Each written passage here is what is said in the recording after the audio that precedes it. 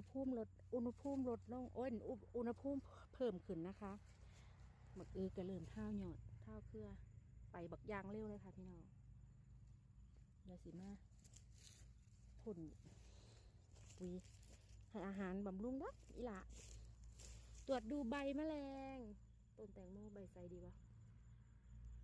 ได้อยู่ค่ะพี่น้องพอได้กินอยู่